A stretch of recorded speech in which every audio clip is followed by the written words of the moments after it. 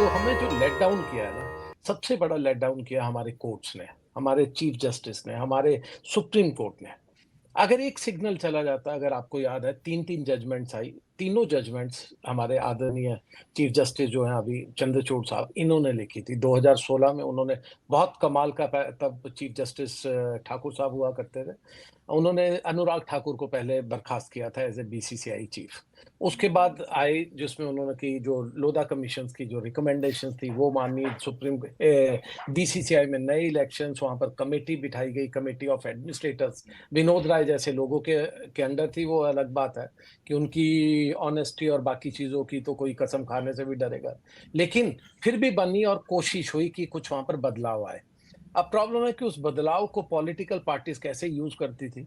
उसका तरीका यह है कि आज पूरी की पूरी जो पहले होते थे, एक तो वोट्स बढ़ा दिए नॉर्थ ईस्ट और बाकी जगह के, जो वोट्स बढ़ाए और जो बाकी के से सब कुछ गवर्नमेंट ने कैप्चर कर लिया, सब बीसीसीआई ने कर दिया। कांग्रेस के वक्त में शरद पवार भी थे, अरुण जेटली भी थे, सभी के सब लोग, एक मिक्सचर होता था। हम कहते हैं ना, सब पॉलिटिकल पार्टीज हमाम में नंगी हैं क्योंकि ये सभी फेडरेशन संभाल रही है। बीजेपी ने कहा ना ना, अब हम बिल्कुल एक कपड़ा पहनाएंगे, सब हम कंट्रोल करेंगे।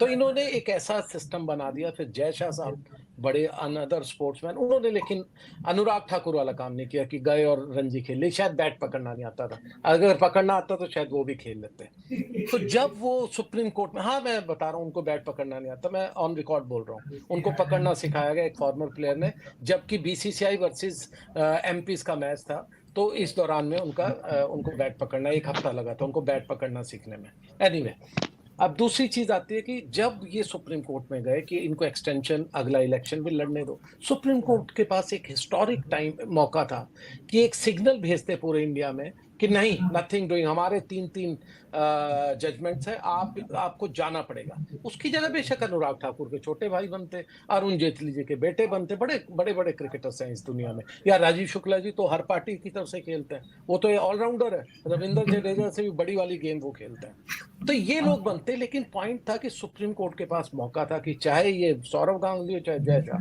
नथिंग डूइंग, आपको बाहर जाना होगा। सुप्रीम कोर्ट ने बहुत खराब किया, सच में कह रहा हूं। इन सेम चंद्रचूड़ साहब ने अपनी ही 3 जजमेंट्स को पलट दिया और कहा नहीं, और एक्सटेंशन, और एक्सटेंशन का मतलब अगले चीफ जस्टिस आएंगे वो भी दे देंगे। बल्कि मैं तो अब ये मानता हूं, तो ये चीजें जो है अब ये जन्म भर के लिए ये हर फेडरेशन पे कब्जा है।